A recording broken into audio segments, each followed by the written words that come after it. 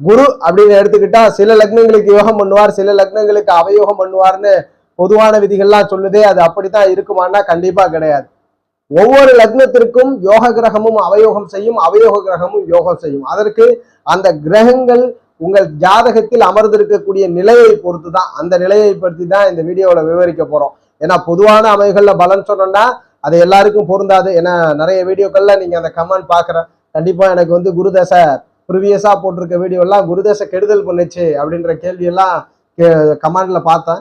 So அதனாலதான் இது ஒரு கிளாரிட்டியா, குரு எப்படி இருந்தால் ஒவ்வொரு லக்னத்திற்கும் யோகம் பண்ணுவார், எப்படி இருந்தால் அவயோகம் பண்ணுவார்ன்றதை பார்க்கலாம். அந்த பொதுவான விதிகள்ல குரு பகவான் தனுசு மீனத்துல பிறந்திருக்கிறீங்க, சிம்ம கடகம் மேஷ விருச்சகம்னா யோகம் பண்ணுவார். அதுபோல நீங்கள் பிறந்தது துலாம் ரிஷபத்துல பிறந்திருக்கிறீங்க, கன்னி மிதுனம் மகர கும்பம்னா ஓரளவுக்கு ஃபேவர் பண்ண மாட்டார். அதிலும் மிக குறிப்பாக ரிஷபம் துலாம் அப்படின்றதுலாம் பொதுவான விதி. அப்படிதான் நடக்குமானா கண்டிப்பா இல்ல.